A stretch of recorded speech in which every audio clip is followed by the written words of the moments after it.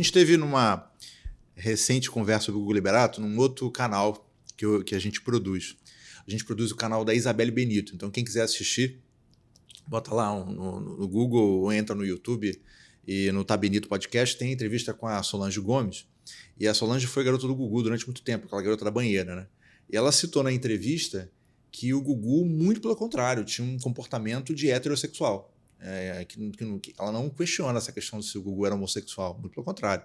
Ela diz que o comportamento, o olhar dele é um olhar de homem heterossexual e que, portanto, essas histórias, né, de pessoas que querem falar que ele era homossexual e, portanto, queriam uma parte da herança, ou que vou chamar de blasfêmia, né, porque não tem como provar, de que ele teria casos, né, ou casos com homens ou com mulheres, sei lá o que for, mas que ele era um cara reto, que era um cara correto, e que tinha lá uma série de fatores que indicavam que ele era uma pessoa organizada também em relação ao patrimônio, vamos dizer assim, a questão de finanças. Tanto que você deve ter acesso aí na mídia, ele deixou um vasto patrimônio, não só de imóveis e também financeiro, como também a imagem dele, né, é uma imagem que vale até hoje. Talvez se usassem o Gugu Liberato, sempre, né? Se usassem o Gugu Liberato para fazer um comercial, como foi feito agora com a Elis Regina, né? Imagina se alguém pega aquela musiquinha do Pintinho Amarelinho e coloca o Gugu Liberato feito com inteligência artificial, né, cantando a música novamente, com uma nova versão, sei lá o que for, para vender qualquer produto, teria sucesso. Aliás, o que você achou desse comercial da Elis Regina? Esse comercial da Elis Regina foi um comercial bem polêmico, ninguém imaginava, ninguém esperava que a inteligência artificial fosse recriar e que a filha fosse autorizar, porque considerando que a época que a Elis Regina faleceu não existia ainda essa evolução da inteligência artificial, ou seja, a Elis Regina não tinha como deixar previsto se ela queria que usassem a imagem dela no pós-morte ou não. Então ficou para a filha dela, a única herdeira, decidir sobre a utilização dessa imagem. Então ninguém esperava por isso, foi muito polêmico, mas foi assim, percursor, principalmente para essa área da herança digital, vai ficar aí um legado, como a gente costuma falar, vai virar talvez um leading case, vai servir para próximos casos futuros. Eu não tive a oportunidade de conhecer o Gugu Liberato pessoalmente, como a Solange teve, mas de fato, pelo que a gente consegue acessar aí das notícias, ele era um cara muito organizado. Ele fez um testamento, no testamento ele poderia ter dito se ele tinha um relacionamento, porque uma das questões ali que você pode prever no testamento são questões declaratórias. Então, ele poderia ter declarado ali que ele tinha, por exemplo, um outro filho, ou que ele tinha um outro relacionamento, e ele não o fez. Então, ele teve a oportunidade. De fato, aí fica bem duvidoso essa questão, né, dessas pessoas que apareceram agora. Ele não reconheceu a relação dele com a Rose Miriam, então ele podia ter feito tudo isso. E vai ficar, né, quem está se aproveitando para a mídia, quem de fato tinha o direito, vai ficar essa discussão. Recentemente surgiu até um novo herdeiro, diz que é filho dele. O cara comentou que ele teve uma relação com a mãe dele lá na adolescência.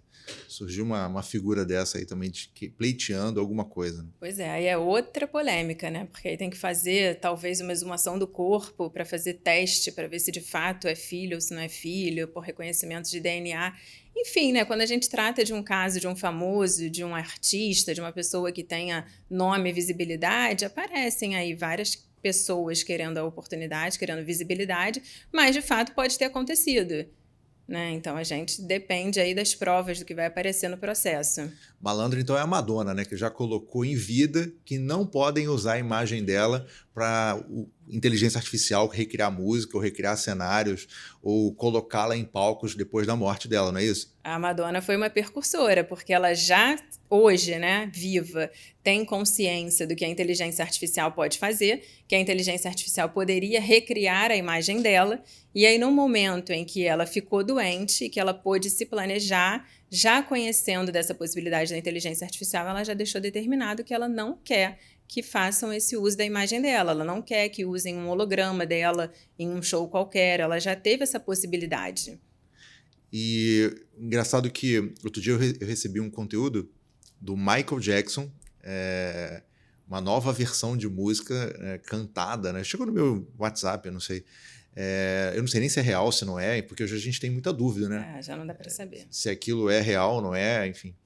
Eu tive numa palestra do Google recentemente, no meio de julho, eu fui a São Paulo e na sede do Google a gente teve uma aula sobre inteligência artificial mostrando tudo que o Google está investindo para o futuro. O Google é a empresa que mais coloca investimento tanto em pesquisa, tanto em cabeamento, recursos físicos, computadores e tal, na questão da inteligência artificial. E recentemente o Google lançou a Bard, né, que é a ferramenta para combater o ChatGPT. Né? Então, nessa briga entre ChatGPT e Bard Google, eu acredito que o Google vai sair na frente. E eu fiquei curioso, porque no meio da palestra que eu estava, a gente estava sendo filmado, eu não sabia. No final do treinamento, foi feita uma pesquisa pela inteligência artificial.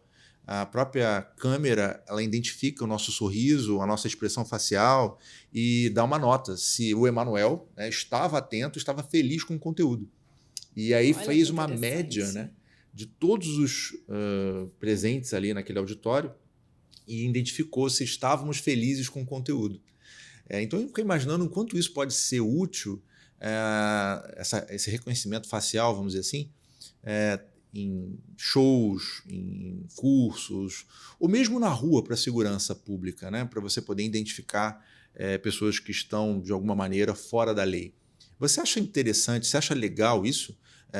As pessoas poderem serem identificadas pela face na área pública? Como é que você vê esse ponto de vista? Olha, eu particularmente não gostei dessa ideia. Eu não gostaria que uma inteligência artificial me julgasse, me avaliasse, porque eu acho que é assim que você acaba se sentindo no final, né? E aí você pode descobrir que a inteligência artificial é de fato muito inteligente e captou a verdade, ou seja, você não consegue mentir para a inteligência artificial, e se você não consegue mentir para a inteligência artificial, você vai estar completamente exposto.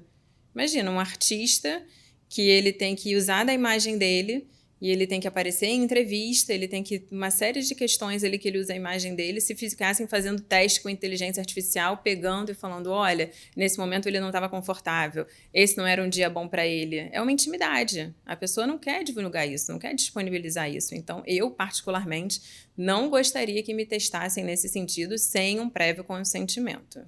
Essa questão da exposição e da avaliação do outro, seja através de um robô ou não, é muito séria, né? Muito. Alguns atores, eles têm depressão quando são criticados ou quando são colocados em algum momento crítico na vida. Recentemente, a gente teve o caso do Whindersson Nunes, né, que disse que teve depressão e que não conseguia mais atuar e tal. E é um dos caras mais famosos da internet, né? Ele é um fenômeno, não só da internet, como fora da internet. Ele já virou uma figura da TV aberta, né? Ele já fez vários programas, e agora você vê que ele é um outro cara. Depois que ele entrou para o esporte, ele foi buscar mudar a parte física dele, ele emagreceu, está musculoso, entrou para o boxe, começou a desafiar pessoas para o boxe, fez aí a luta com o Popó.